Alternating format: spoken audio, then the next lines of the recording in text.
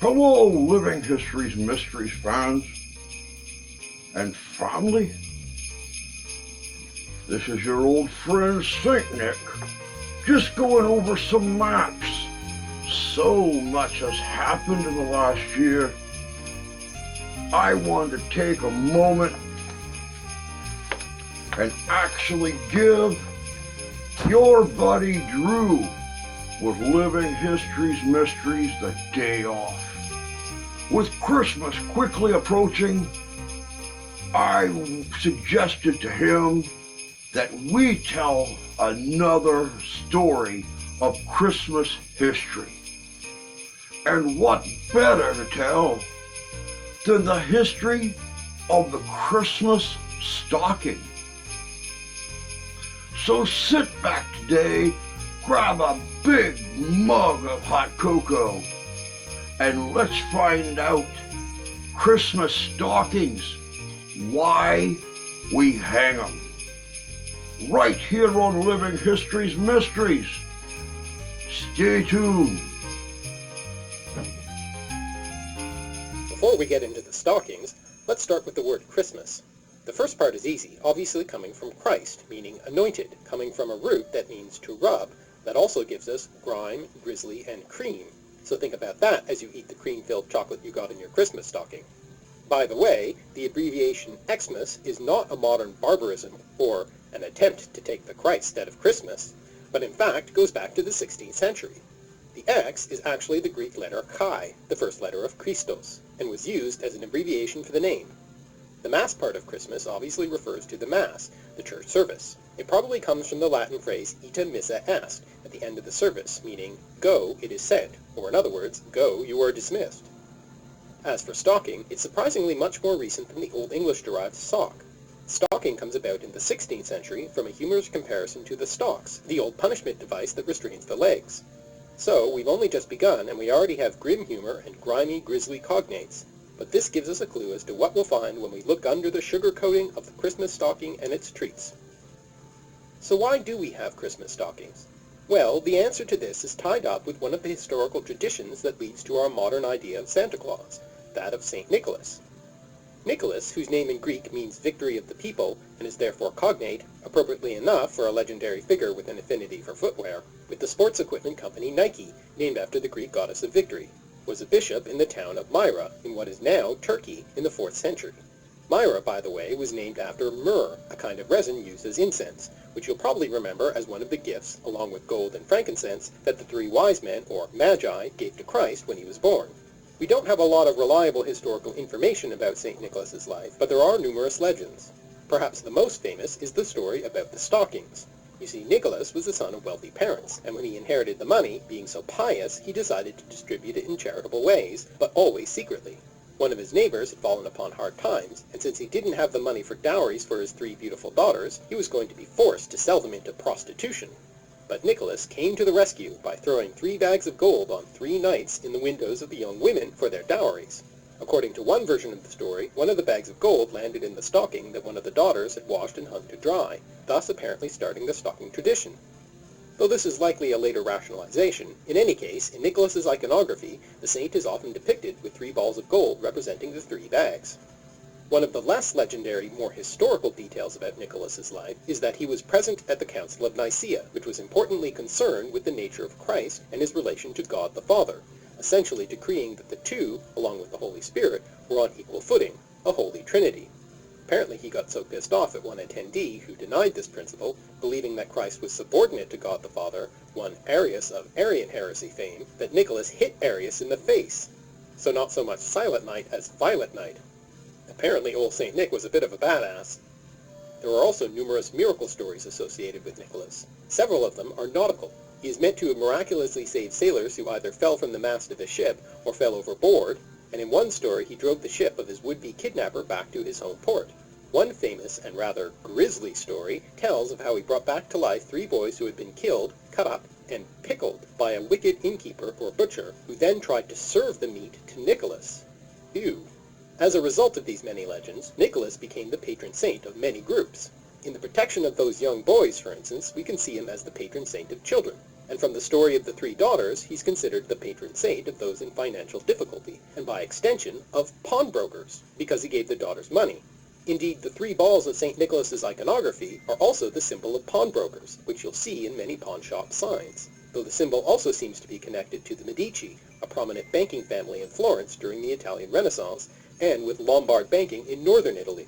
All this financial difficulty in pawnbroking might bring to mind the story The Gift of the Magi, not the biblical tale, but the short story by O. Henry that alludes to it, in which a young couple short on money for Christmas presents for each other sells their most precious items, the wife her long beautiful hair, and the husband his pocket watch, buying respectively a watch chain and fancy hair combs for each other. It's a moral, tear-jerking story about the true nature of giving, celebrating their love for each other. Getting back to Nicholas, he's also the patron saint of sailors and merchants, because of all those nautical miracles. But his role as patron saint of merchants may seem appropriate, given the increasing commercialization of Christmas, I suppose the opposite of the message of that O. Henry story. And finally, Nicholas is the patron saint of repentant thieves. Interesting in light of what happened to Nicholas himself. He was initially interred at Myra, as you might expect, but some 700 years later, things changed. In the year 1087, wanting a religious attraction to bring tourist pilgrims and their money into town, a group of merchants in the southern Italian city of Bari hatched a plan to steal the bones of St. Nicholas. The story goes almost like a heist film. There was a rival group from Venice who had the same idea, so the race was on to see whose ship made it from Italy to Myra first. After duping the monks who tended the shrine of Nicholas, the merchants from Bari made off with the bones and hightailed it back to Italy, where their plans successfully turned their town into a major economic center. So perhaps Nicholas should have been the patron saint of unrepentant thieves. Either way, it certainly reminds us again of the commercialization of Christmas, as those 11th century merchants of Bari essentially set up the first shopping mall Santa's grotto. Unsurprisingly then, Nicholas is also the patron saint of Bari. Actually, he's the patron saint of quite a number of other places as well, including Russia, Greece, Aberdeen, Galway, Liverpool, and perhaps most importantly, Amsterdam in the Netherlands, where St. Nicholas became particularly popular. Most importantly because of what happened next. The tradition developed in the Netherlands of leaving out one's shoe or boot, not stocking you'll note, to receive a gift from Nicholas, who became known there as Sinterklaas, from Sint Nicolaas, with food in it for his horse named Amerigo. In the 16th century, the Netherlands came under the control of Catholic Spain, so Sinterklaas was thought to live most of the year in Spain, and when he came to the Netherlands, he brought with him a Moorish sidekick, who was known as Zwarte Piet, or Black Peter. His role is to threaten children who haven't been good with punishment, either by carrying them off, or by leaving a switch so the disobedient child can be caned, grimly appropriate given the origin of the word stocking as a punishment. In recent years, by the way, the figure of Black Peter has been criticized as racist, since he is portrayed by people in blackface makeup. This is sometimes sugar-coated by explaining it away as him simply being covered in soot from coming down the chimney, but it seems pretty clear that the figure comes from the early modern representations of Spanish Moors. In any case, all of this is associated not with Christmas, but with St. Nicholas's feast day, which is close, but not that close, on December 6th. And while the veneration of saints was de rigueur in Catholic areas, it wasn't so popular with the Protestants, who thought of it all as popish idolatry.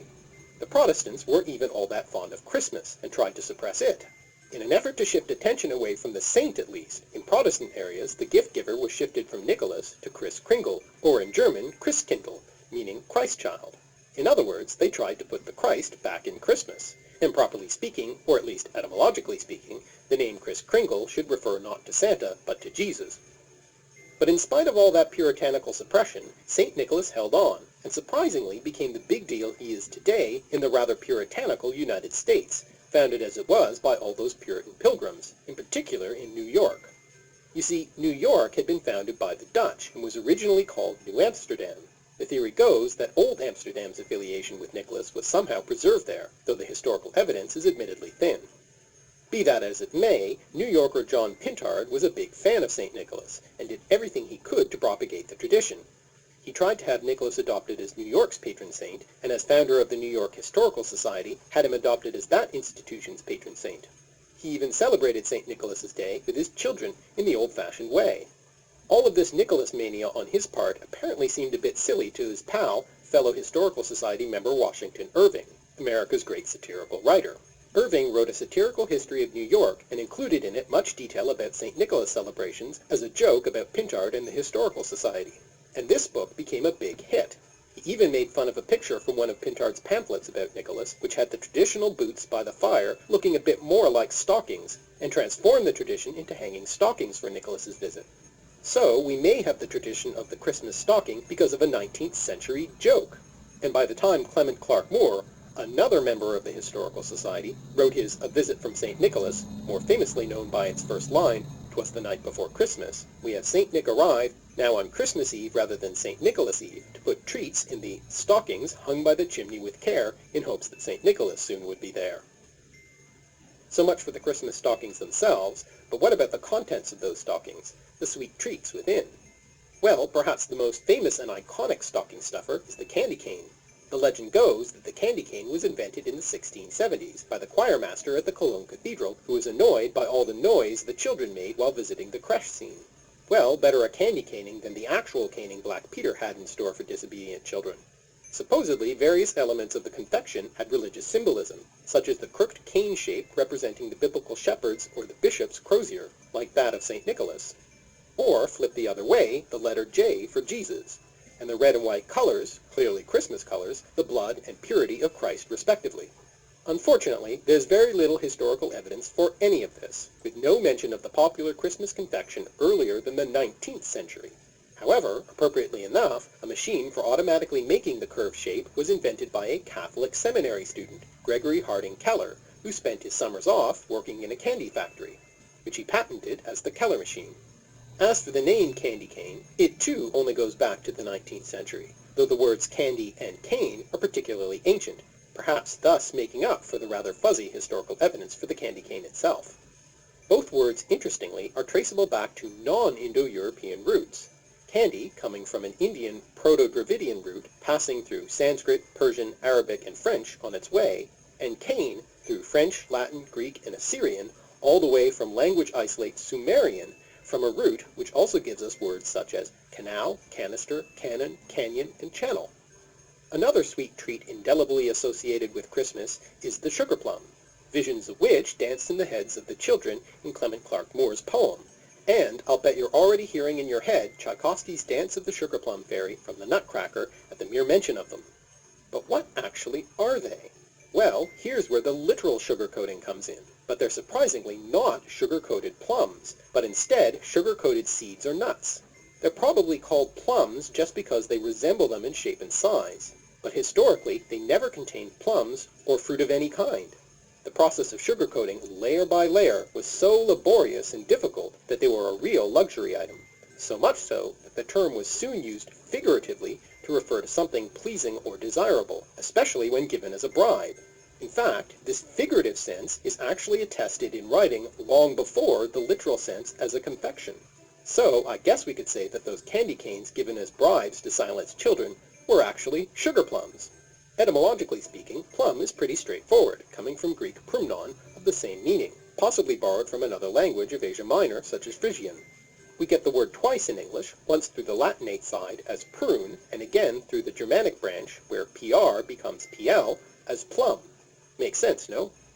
As for sugar, the word comes into English via Persian, Arabic, Latin, and French, ultimately from the Sanskrit root sharkara, originally meaning the less appetizing sounding gravel or grit. I guess the sugar coating got sugar-coated itself. Another favorite in the stocking are treats made from the almond-based marzipan. The origins of both the confection and the word itself are debated and uncertain. The folk etymology is that the word corresponds to Latin marci panis, meaning Mark's bread, or martius panis, meaning March bread. Indeed, the earlier form of the word in English was marchpane, until it was reborrowed from German as marzipan. One modern theory about the word is it comes from Arabic mavaban, meaning literally king who sits still. The word, Latinized as matapanus, was applied to Venetian coins, also known as Venetian grossi, with a picture of Christ enthroned on them, which were kept in ornate boxes, which then also came to be referred to by the same word. And later, when the coin was out of circulation and the boxes were used to hold confections, those received the name. Well, it does seem a bit of a stretch, but the Christ connection would certainly make marzipan appropriate for Christmas. Another theory is that the word comes from a Burmese port named Martaban, which was famous for its export of fancy glazed jars containing sweets or preserves. and again the word transferred from the container to the contents. The patron saint of merchants might prefer this theory. Speaking of Christmassy bread-related folk etymologies, the bread in gingerbread isn't actually bread. The word gingerbread comes from Old French gingerbread, meaning gingered, or preserved ginger, with the bras ending eventually being replaced by folk etymology with bread. The word ginger itself has a long history twisting back through such languages as Latin and Greek to Sanskrit roots, if you'll pardon the pun, meaning horn and body, in reference to the shape of the spicy root. Though this may in fact be yet another folk etymology, with the word coming into Sanskrit from a Dravidian root. Gingerbread seems to have made its appearance in Europe in the 11th century, imported from the Middle East by the Crusaders.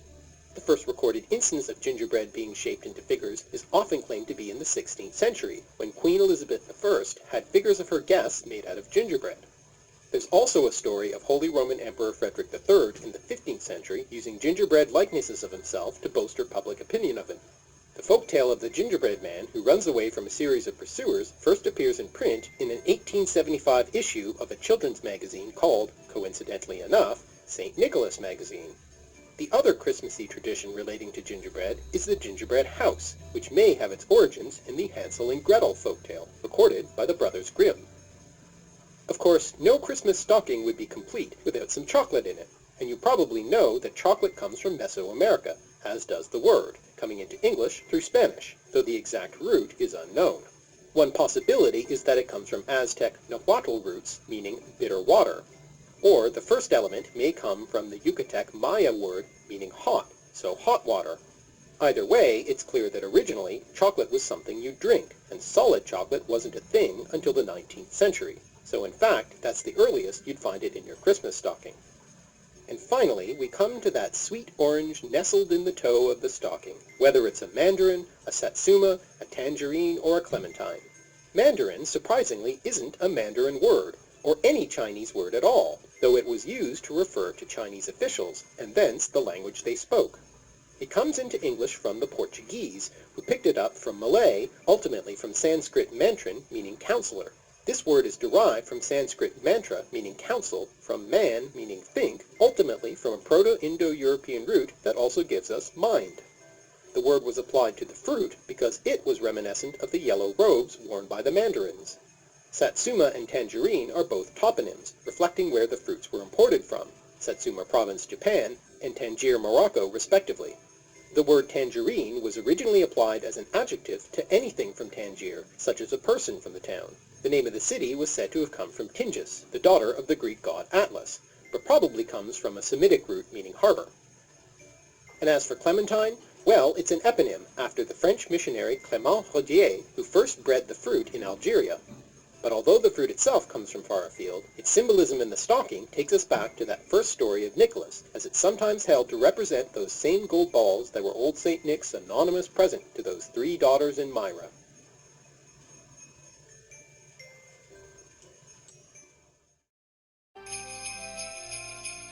Welcome back.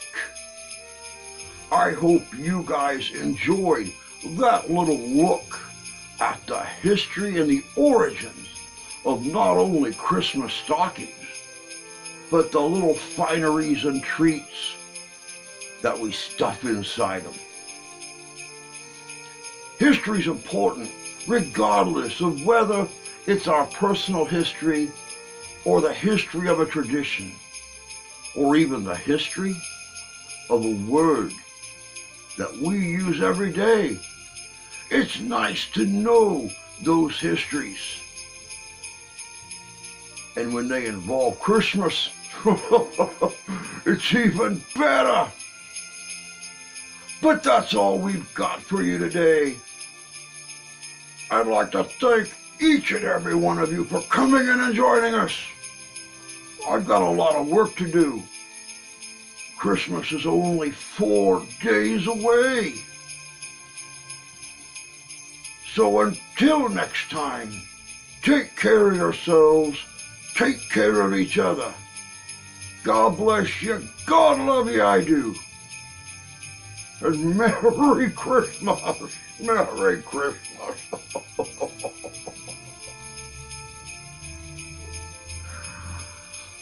Oh.